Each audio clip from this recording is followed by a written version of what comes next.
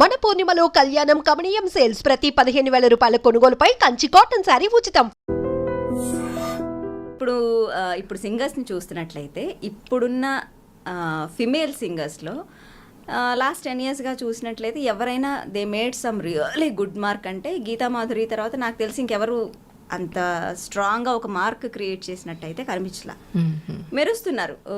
Ramya Behara is really sing well and there are also other singers who are making mark for themselves. But Geetha పాడినన్ని పాటలు కానివ్వండి, తను create చేసినంత impact కానివ్వండి, నాకు తెలిసి దాని తర్వాత ఎవరు క్రియేట్ చేయాల.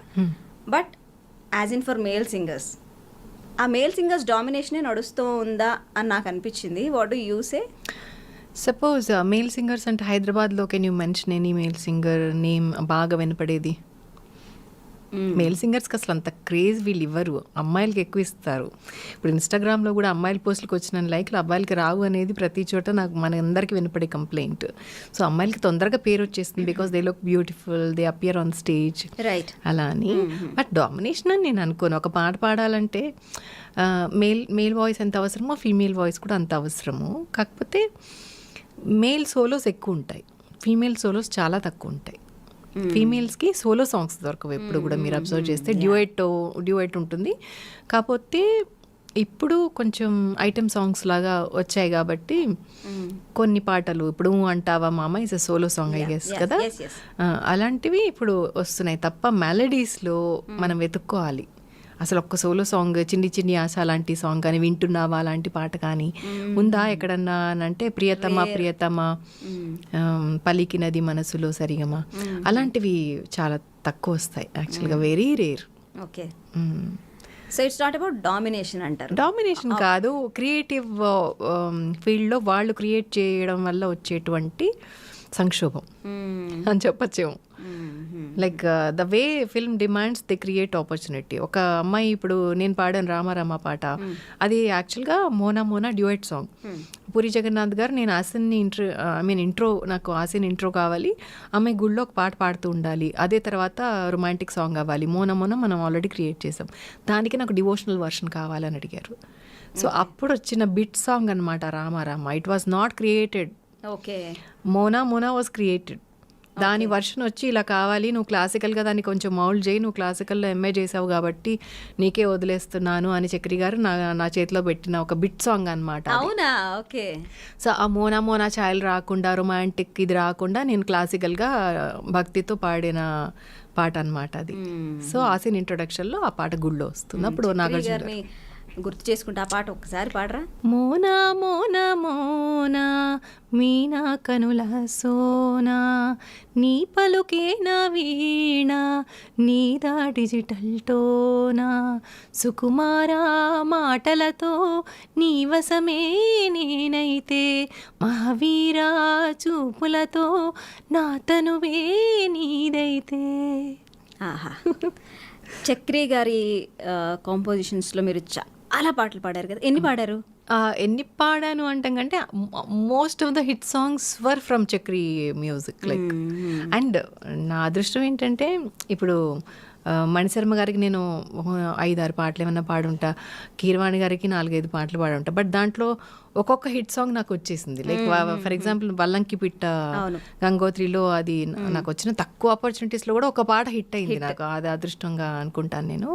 చక్రి గారి మ్యూజిక్ డైరెక్షన్లో వేరాజ్ చాలా బంచ్ ఆఫ్ హిట్స్ ఉన్నాయన్నమాట, బ్యాక్ టు బ్యాక్. లైక్ లంచ్కి వస్తావా మంచుకు వస్తావా, జుమ్ జుమారే జుమ్ మళ్ళీ కుయవే గువ్వా, ఇలా వరుసగా నువ్వు అక్కడుంటే నేను ఇక్కడుంటే, గుండెల్లో ఏదో సడి గోలిమార్లో, ఈరోజే తెలిసింది, లేలేత నవ్వులా పింగాణి బొమ్మల, చాలా ఒక list of songs were super hit. Right. ఆయన కంపోజిషన్లో మేబీ అన్ని హిట్ సాంగ్స్ లేదంటే అంత జర్నీ ఉండటం మూలాన్నో ఏంటో కదా, it gave scope to many rumours. Do you think that way? Maybe అప్పట్లో ఇంటర్నెట్ ఎక్కువ లేదు కాబట్టి, అప్పుడు టీవీలో ఎవరిని ఇద్దరు పక్కపక్కన చూస్తే వాళ్ళ మీద నాకు తెలిసి చాలా ఫన్నీగా అనిపిస్తుంది నాకు కూడా. ఎవరైనా ఇద్దరు యాంకరింగ్ చేసినా పక్క నుంచి ఎవరైనా ఎక్కువ వర్క్ చేసినా ఇలాంటివన్నీ కామన్. సో అది అంటే అలాంటి రూమర్స్ విన్నప్పుడు ఆబ్వియస్లీ చక్రి గారికి కూడా తెలిసే ఉంటుంది. He is your mentor definitely. అన్ని సాంగ్స్ అంత జర్నీ మీరు షేర్ చేసుకున్నప్పుడు డెఫినెట్లీ ఒక మంచి రిలేషన్ అనేది అయితే ఏర్పడి ఉంటుంది. సో ఈ రూమర్స్ వచ్చినప్పుడు మీ రిలేషన్ మీద అది ఎట్లాంటి ఇంపాక్ట్ ఎఫెక్ట్ చూపించింది? యాక్చువల్లీ ఆయన ఎప్పుడన్నా ఈ నోటేషన్స్కి దాని మీద మెంటర్ అంటే he used to feel that I'm his mentor. Oh really? Yeah, నేను నీ ఫ్యాన్ని అని చెప్పేవాళ్ళు. ఇంటర్వ్యూస్లో కూడా ఆయన చాలా ఇంటర్వ్యూస్లో స్టేట్ చేశారు దట్ నేను కౌసల్య ఫ్యాన్ని. బికాజ్ తనకున్న క్లాసికల్ నాలెడ్జ్, ఎప్పుడైనా నోట్స్ రాయాలన్నా కూడా ఎక్కువ నన్ను స్పాట్ చేసే వాళ్ళందరూ రికార్డింగ్ స్టూడియోలో రికార్డిస్ట్ పక్కన నేను కూర్చుని వర్క్ చేసేదాన్ని. సో చాలా మంది కూడా అలా నన్ను స్పాట్ చేసేవాళ్ళు స్టూడియోస్లో. సో నేను అనుకుంటా even that can lead to rumours ఏమో మరి. ఎక్కువ నేను వర్క్ చేస్తున్నాను కదా, సో స్టూడియోలో ఉండేదాన్ని, వర్క్ చేసేదాన్ని. చాలా అసిస్టెంట్ లాగానో లేకపోతే సమ్ అదర్ ఏ నేమ్ ఇచ్చుకున్నా కూడా నేను శంకర్ మహాదేవన్ గారి వాయిస్ మిక్స్ చేసేదాన్ని, హరిహరన్ గారి వాయిస్ మిక్స్ చేసేదాన్ని. కొన్నిసార్లు లెటర్స్ కొన్ని తప్పులు వచ్చేవి వాళ్ళ దాంట్లో. అవన్నీ టెక్నికల్గా, నేను టెక్ సావి అనమాట. నేను టెక్నాలజీ అంటే నాకు చాలా ఇష్టం. టెక్నికల్గా ఆ లెటర్స్ని కరెక్ట్ చేయడం కానీ, పిచ్ కరెక్షన్స్ చేయడం కూడా. ఆ రోజుల్లో పిచ్ కరెక్షన్ అనేది it was so brand new. Okay, that was and there అసలు. అప్పుడప్పుడే పిచ్ కరెక్షన్, మెలోడిన్ సాఫ్ట్వేర్స్ అవన్నీ కూడా అప్పుడప్పుడు వస్తున్నాయి అనమాట.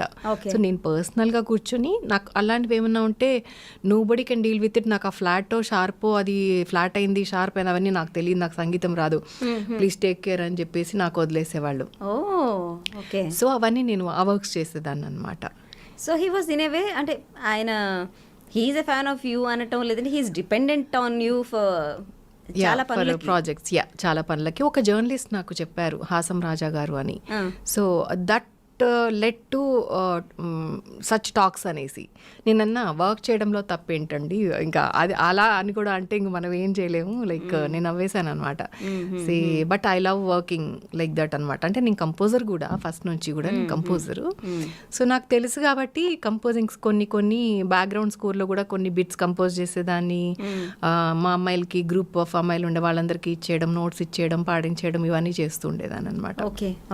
సో అందరూ నార్త్ నుంచి వచ్చిన సింగర్స్ కరెక్షన్స్ అవన్నీ చేస్తూ ఉండడం వల్ల మేబీ అప్పుడు నాతో చెప్పారు, లైక్ ఒక ఇదిలాగా అనమాట, నోటీస్ ఇవ్వడం లాగా చెప్పారు, ఇలా చేయడం వల్ల ఇలా అనుకుంటున్నారు అని చెప్పి.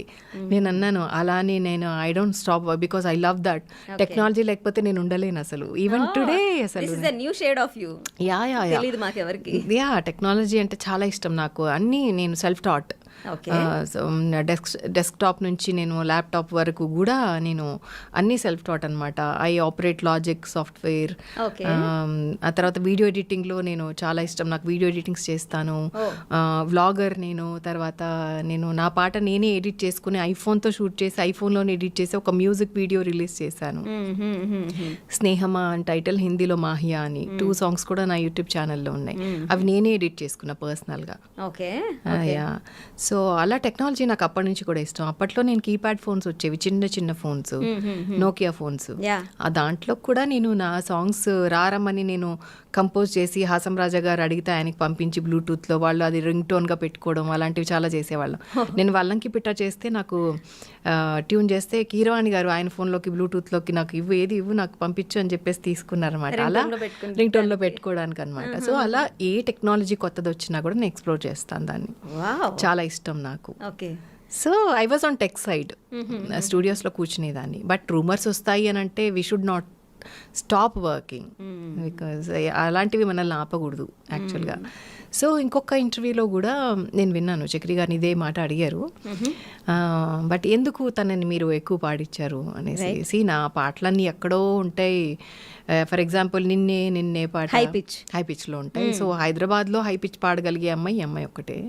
సో మేము వేరే వాళ్ళని పిక్ చేసుకొని కూడా అది ఫెయిల్ అయ్యి కూడా మళ్ళీ అమ్మాయికి ఫోన్ చేసిన రోజులు కూడా ఉన్నాయి.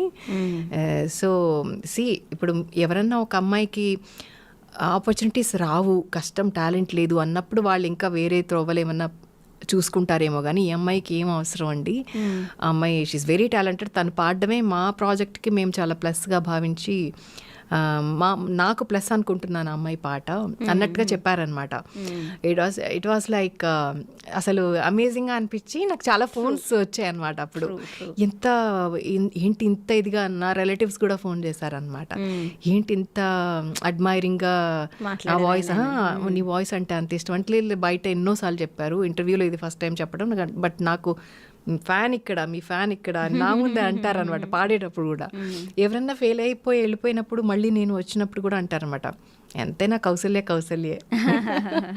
కానీ ఇలాంటి రూమర్స్ విన్నప్పుడు it will be hurting, right? झटके అనిపించింది, వాట్ ఈస్ దిస్ అన్నట్టు ఫస్ట్ లో అనిపించింది. బట్ కొంచెం ఏంటి మనం ఇట్లా ఫన్ చేయకూడదా మరి ఇలా వచ్చినప్పుడు ఏంటి అనే ఒక ఆలోచన వస్తుంది ఎవరికైనా ఒకళ్ళకి. కాకపోతే ఇంత టెక్నాలజీ లేదు కాబట్టి కొంచెం అప్పటికి వినపట్టం వరకే, కొంచెం ఎక్కడన్నా రాయటము ఇలా వినపట్టం వరకే. డిజిటల్ మీడియా అప్పుడు ఇప్పుడున్నట్టు ఉండుంటే ఎలా ఉండేదో అది వర్స్ట్గా ఉండేదేమో మేబీ. బట్ ఒక రోజు 2 రోజులు అంతే. Third day we should get back to our own work అంతే. ఓకే.